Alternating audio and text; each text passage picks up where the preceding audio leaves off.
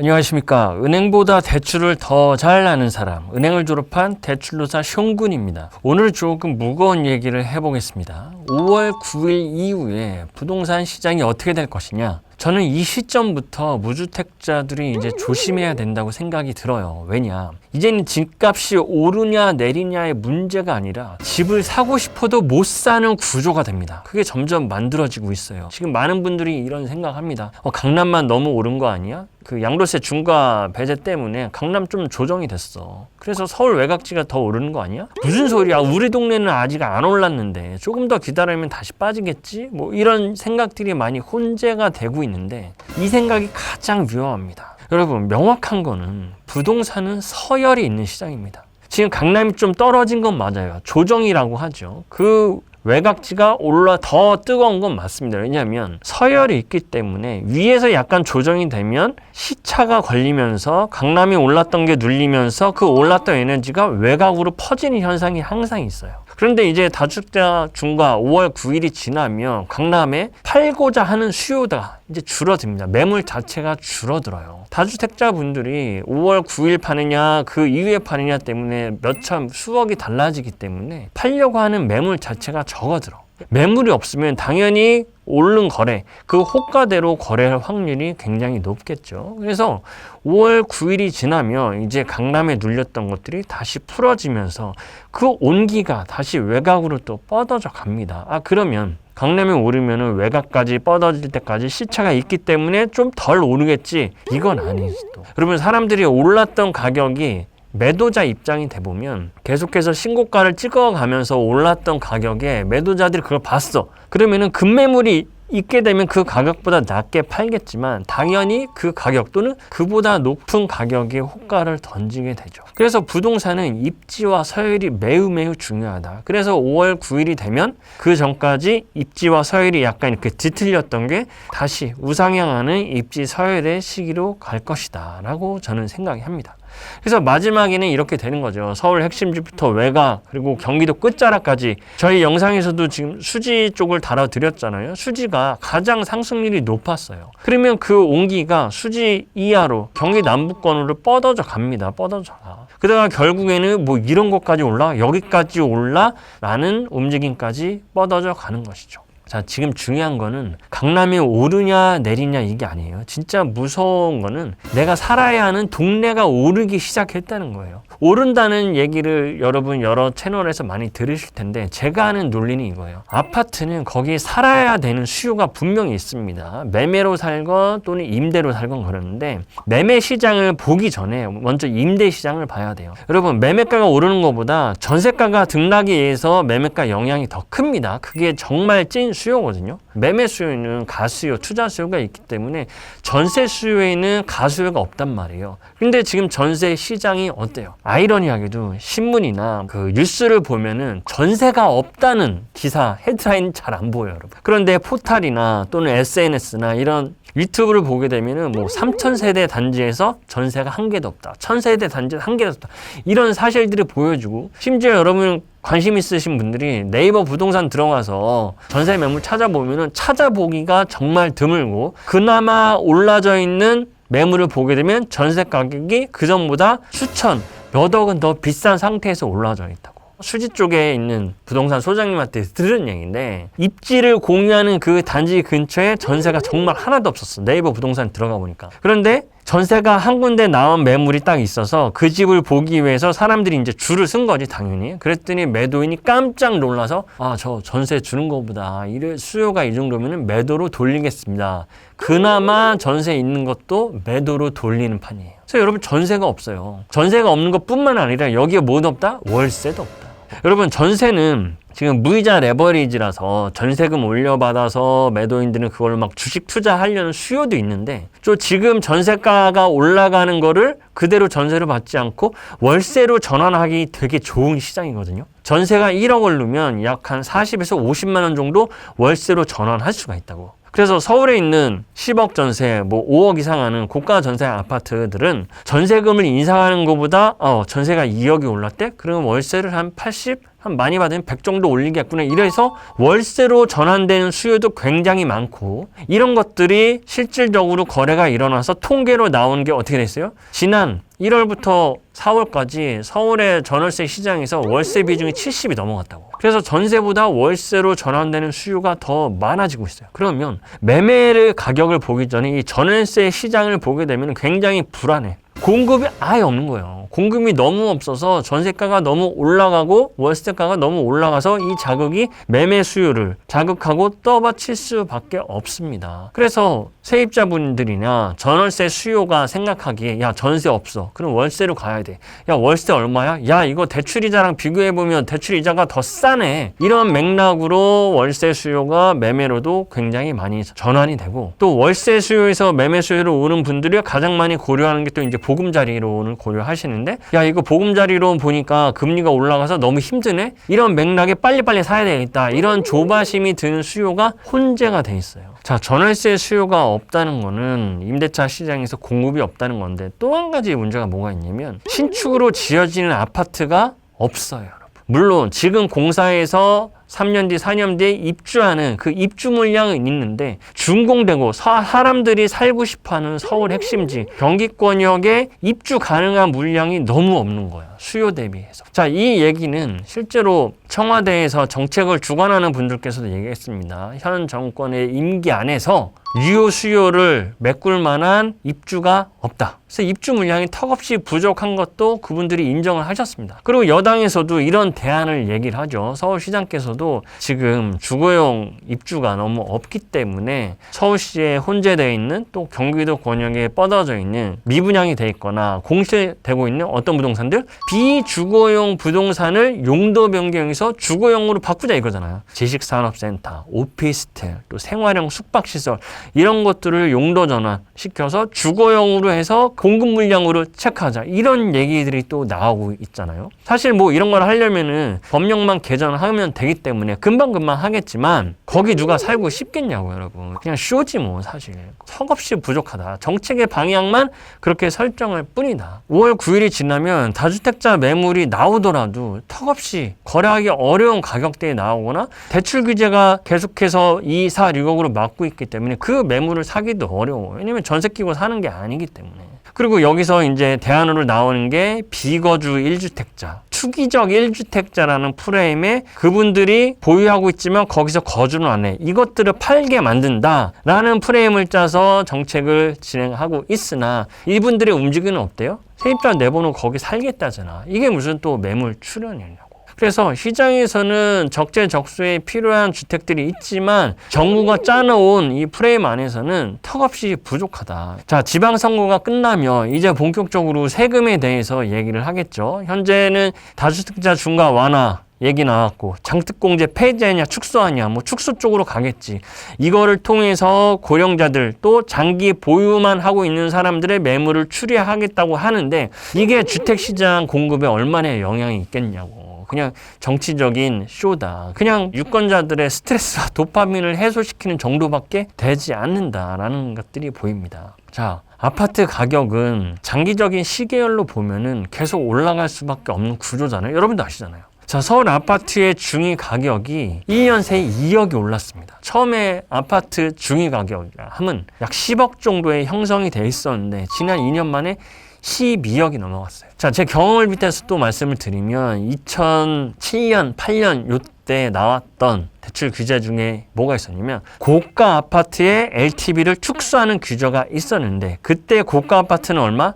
7억 원이었어요. 7억 원. 7억 원이 고가 아파트였어요. 그러면 그 당시에 서울의 중위가격이 아파트가 3억, 4억 원이었을 거예요. 그런데 그로부터 한 15년 지난 지금 보면 중위가격이 얼마? 12억입니다. 10년 이상의 시간이 흘러서 거의 2배, 3배 올라갔잖아요. 그래서 역사적으로 보면 통계적으로도 서울 아파트, 수도권의 아파트의 가격은 올라갈 수밖에 없어요. 다만 이게 급격히 올라가느냐 완만히 올라가느냐의 상황은 있겠지. 자, 직장인분들이 최근 주식가격 2억 올랐는데 1년 안에 2억 모을 수 있습니까? 불가능합니다. 세금 다 떼고 그래도 1년에 1억 모으면 진짜 많이 모으는 사람인데 2억을 어떻게 모아? 그래서 소득 대비 집값이 너무 비싸다라는 얘기는 예전에도 있었고 지금에도 있을 수밖에 없다. 그리고 여러분 한 가지 중요한 사실을 또 말씀드리면 여러분들이 만약에 집을 사요. 연끌을 한다고 그래. 대출 많이 받아. 그러면 연봉에 얼마나 금융비용을 지출을 하실 수 있겠어요? 뭐 많은 인플루언서나 다른 공식적인 채널을 보면 연봉의 30%만큼만 월급의 30%만큼만 금융비용을 써라 이러는데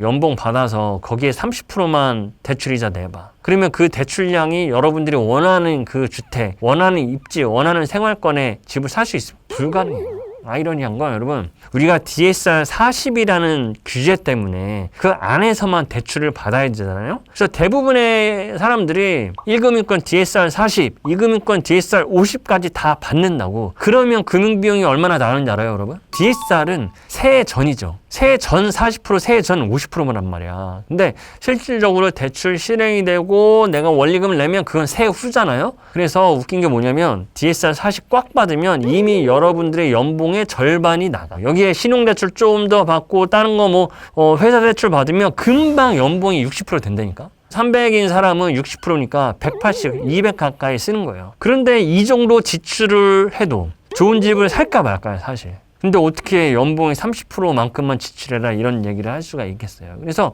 DSR 42 제도는 여러분들의 연봉의 절반만큼만 이자를 내서 집을 구매해라 이런 가이드라인이에요 일종의. 그래서 이거에 맞춰서 집 사도 영끌이라고 부담이 팍팍 된다니까. 그래서 소득 대비 부채비율, 금융비용의 이런 논란은 해묵은 논란이다. 항상 있어 왔다. 그러면 여기서 우리가 중요한 게 뭡니까? 집을 사기 위해서 나의 본업을 단단히 치우면서 현금 흐름, 월급에 대해서 진지하게 고민하고 이걸 어떻게 더 늘릴 수 있을까? 본업 안에서 어떻게 승진을 통해서 뭔가 성과급을 개인적으로 퍼포먼스를 내서 더 낼 수 있는 조직임이 더 좋고 그게 아니면 진지하게 내 퍼포먼스가 좋다면 이직을 통해서 성과를 내는 쪽으로 방향을 잡아도 되고 아니면 부업을 하든가 이런 형태로 금융비용을 유지하면서 삶을 영위하고 인생 구조를 짜야 되는 게 아닌가 저는 솔직히 이렇게 생각을 합니다. 5월 9일이 지나면 강남이건 뭐 서울 아파트건 매물이 있을 겁니다 여러분. 분명히 팔려고자 하는 매물이 있는데 지금까지는 사겠다고 하면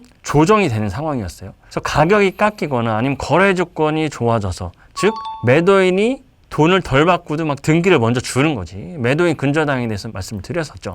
근데 5월 9일이 지나면 가격 조정은 물론이거니와 거래 조건이 매도자 우위로 갈 겁니다. 그게 5월 9일에 나타나는 현상일 거고 그러면 매수하고자 하는 수요는 더 많은 비용을 들일 수밖에 없어요. 그래서 5월 9일에 거래량은 적지만 실거래가 되는 가격들이 굉장히 점을 찍으면서 정고점을 갱신하거나 안 떨어지는 상황이 벌어질 거예요.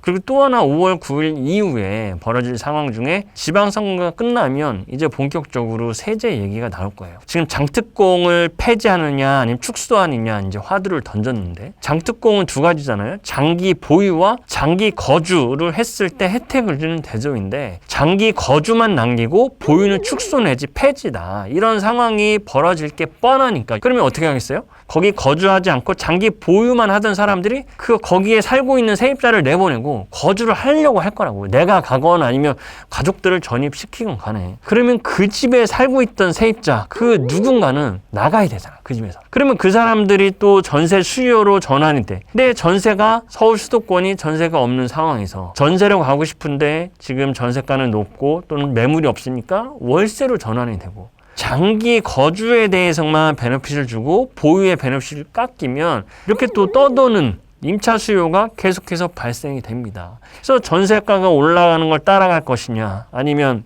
월세로 전환하는 그 수요를 갈 것이냐. 그 떠돌다가 한 집은 찾겠죠. 막 대기하고 줄 서다 보면 한두 번은 찾겠지. 그런데 결국에는 매수하게 될 수밖에 없을 거예요. 그분들이 이제 나이가 차고 뭐 싱글이면 상관없겠지만 결혼을 한 신혼부부야. 또는 아이가 미취학이야. 또는 중학교가 되려고 그래. 학군지로 가야 되는데 결국엔 그렇게 떠다니다가 매수할 수밖에 없는 상황으로 갈 수밖에 없는 거예요. 그래서 영상 보시는 분들 중에 지금 전세로 살고 있으면서 내 집에 들어가고 싶은데 내 집이 학군지가 아니어서 약간 다른 집을 임차로 들어가야 되거나 아니면 아예 무주택자야. 무주택자라서 지금 좋은 학군지에 있는데 다른 데로 갈 수밖에 없는 상황이 벌어질 수 있거든. 지금 장기 보유는 내비두고 장기 거주하지 않는 것에 대해서 세제 혜택을 뺏으려고 하잖아요. 그러면 거기 살고 있는 그 누군가의 임차인은 집을 사야 되는, 살 수밖에 없는 상황에 봉착할 수가 있다고. 그러면 떠밀려서 사는 것과 여러분 스스로 필요에 의해서 준비를 충분히 갖고 사는 것과는 전혀 다른 의사선택 결과와 프로세스가 적용이 된다고요. 그래서 제가 드리고 싶은 얘기는 어쩔 수 없는 상황에서 살지 말아라. 떠밀려서 살지 말아라. 내가 무주택이고 지금 인생 로드맵을 봤을 때 뭔가 한 곳에 정착이 필요하다면 그건 전세가 아니라 매수를 우선적으로 검토해라. 여기서 약간 혼란이 오죠. 아니 전세 가격으로 살면 이 정도의 A급 입지인데 매매로 하려니까 내게 부족해서 B급 아니면 C급밖에 안 된다. 그럼 무엇을 선택해야 되느냐. 이런 고민이 드는 거 당연합니다. 근데 이런 고민들은 여러분들이 결정을 해야 되는데 어려운 상황이 있는 게 뭐예요? 자금 계획이잖아요. 자금 계획이 먼저 나온 상태에서 A급이냐 B급이냐 입지를 정해야지 그냥 난 무작정 여기가 좋다고 할 수는 없는 거잖아. 그러나 떠밀려서 결정하기 싫으면 먼저 준비를 해놓으세요. B급, A급보다 덜한 입지 중에서도 더 좋은 상품성과 더 좋은 평형과 더 좋은 양질의 생활권을 구입하는 방법이 있으니까. 그렇죠? 그거를 붙잡아 줄 수 있는 건 여러분들의 강력한 자금 계획이다라고 말씀을 드릴 수가 있겠습니다. 그래서 전세로 거주하고 계시는 분인데도 내가 살 수 있는 사람인데 그냥 전세가 좋아서 또는 대출이 두려워서 이렇게 선택을 안 하시고 계시는 분들이 제일 위험한 사람들이에요, 여러분. 여러분들 과소평가하지 말라니까. 전세로 거주하면 그 원금을 그대로 찾을 수 있겠지. 거기서 오는 달콤함과 안전함이 있지만 그 격차는 점점 벌어질 것이다, 여러분. 선택해야 되는 세대와 나이에 있으면 선택을 하지 않더라도 시도는 해봐야 된다. 이게 너무나 중요한 메시지입니다, 여러분. 그래서 이 정부의 대출 규제와 세금 규제는 계속 있을 거예요. 수요에 대한 규제는 계속 있어.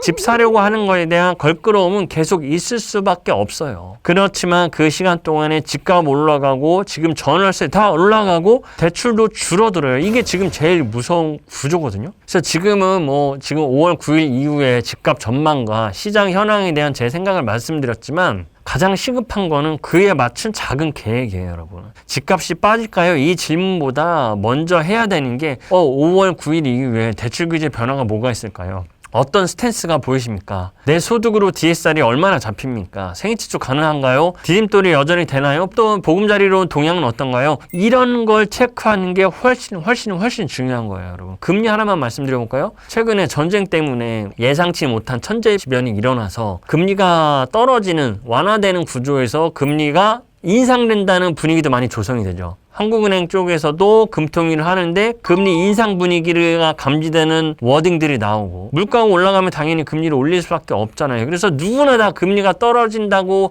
하반기에 예상을 했는데 지금 오히려 인상된다는 소식도 나와. 그러면 주담대를 이미 계약을 한 또는 앞서서 계약을 할 사람들의 금리 선택 이런 거 너무나 혼동스럽다는 거죠. 그래서 제가 제일 안타까운 건 조건은 되는데 충분히 내 집 마련을 할 수 있는 상황인데 방법을 몰라서 판단 기준을 몰라서 못 사는 분들이 너무 안타깝고 그분들이 굉장히 많아요. 은행 가면 은행은 자기 은행 상품만 얘기합니다. 대출 상담사는 나한테 유리한다고 얘기는 해주지만 그게 진짜 나한테 유리할까? 라고 고민을 해봐야 돼요. 내 소득, 자산, 내 종잣돈, 내 신용, 배우자 소득, 부모님의 지원 가능성, 내가 사려는 집의 가격, 잔금일, 거래의 구조, 생애 최초인지 이런 걸 전부 한 테이블에 올려놓고 봐야 진짜 답이 나오는 거예요. 여러분 지금 같은 시장에서는 좋은 집을 사야 되는 거 그거보다 대출이 나올 때 사야 돼. 지금 2억, 4억, 6억으로 막혀 있다고 덜 나온다고는 하지만 이게 더 줄어들 수도 있다고요, 여러분. 뭔가 가계부채 관리 방안이 나올 때마다 조금씩 미세하게 더 줄어들고 있다고. 2, 4, 6억에서 1, 3, 5로 줄어들지 누가 알아. 그래서 나올 때 그 상황 안에서 최대한으로 받아야 돼. 여러분 집값이 1억이 오르는 것도 무섭고 보유자들은 1억이 떨어지는 것도 무섭지만 대출 한도가 1억이 줄어드는 것도 그게 더 무서워요. 매수하는 입장에서는 대출 1억에 입지가 갈리고 거래를 하네 안 하네 이 차이도 있잖아요. 근데 보유하는 사람도 매도를 해야 되려면 매수하는 사람 입장에서 대출이 잘 나와야 내 집을 팔고 가거든. 집값은 협상이라도 해볼 수 있는데 대출 한도 1억은 은행이 안 된다고 DSR 룰 또는 대출 규제에 막혀서 안 된다고 하면 끝이거든. 자, 이제 무주택자 분들은 막연하게 그냥 기다리면 안 돼요. 계산을 하면서 기다려야 돼. 내 전세가가 분명히 오를 거야, 여러분. 또는 전세를 월세를 전환하면 월세가 얼마나 오르는지, 규제가 더 강해지면 DSI에 40에서 30으로 줄을 넣어두면 어떻게 되는지, 집값이 5천만 원 몰라도 내 자금 계획이 깨지는지 유지가 되는지 이런 걸 계산해야 돼. 이게 바로 투자예요. 투기와 투자 한 끗 차이가 뭔지 알아요? 무모하게 계획 없이 사는 게 투기라고, 방치예요. 저 오늘 영상에서는 집값 오른다고 무조건 집 사라 이런 말씀 드리는 게 아닙니다. 그래서 무리해서 사면 안 돼요. 그런데 살 수 있는 사람인데도 모르고 있다가 놓치는 게 더 위험한 거예요. 전세는 이미 시작됐고 월세가 너무 빨라지고 공급은 당장 없어요. 세금과 대출 규제는 우리를 더욱더 불편하게 할 수밖에 없어. 그래서 내가 할 수 있는 건 딱 하나야. 내 상황에서 살 수 있냐? 못 사냐? 살려면 어디까지 가능하냐? 그리고 제일 중요한 거, 그렇죠? 대출 유지력 점검. 내가 얼마나 이 대출을 받아서 언제까지 버텨야 하느냐? 이걸 숫자로 확인을 해야 되는 거예요. 그래서 저희 채널에서는 내 집 마련 자금계 관련해서 대출 상담, 거기에 VOD 강의까지 더해서 상품을 준비해 놓고 있습니다. 강의에서는 뭐 생애 최초의 판단법, 각 은행 상품, 정책 모기자 은행 상품들의 장단점, 그리고 금리 선택 비교하는 것들, 자금계 계약부터 잔금까지 어떻게 이루어지는지 상황별로 또 정리를 해놨고요. 그리고 상담 코너에서는 대출 연결이 필요하면 연결을 해드리기도 하고 직접 알아보는 방법까지, 은행 컨트롤하는 방법, 상담사 컨트롤하는 방법까지 1부터 Z까지 다 나열을 해놨습니다. 변동이 유리하냐, 주기형이 유리하냐, 어떤 기준으로 판단하는지 이런 부분들까지 시뮬레이션 하면서 계산을 해드리고 있습니다. 지금 같은 시장에서는 대출을 모르면 집을 사고 싶어도 몰라요. 앞으로 계속 그렇게 될 거예요. 매물은 줄고 전세는 부족하고 월세는 오르고 내 대출 한도, 내 현금, 살 수 있는 지역 점검해야 됩니다. 오늘 영상은 여기까지입니다. 도움이 되셨다면 구독과 좋아요 부탁드리고요. 대출 구조와 금리 선택, 내 집 마련 때문에 고민이신 분들은 아래 강의와 상담 링크를 참고해 주시면 되겠습니다. 은행보다 대출을 더 잘 아는 사람, 은행을 졸업한 대출로사 숑군이었습니다.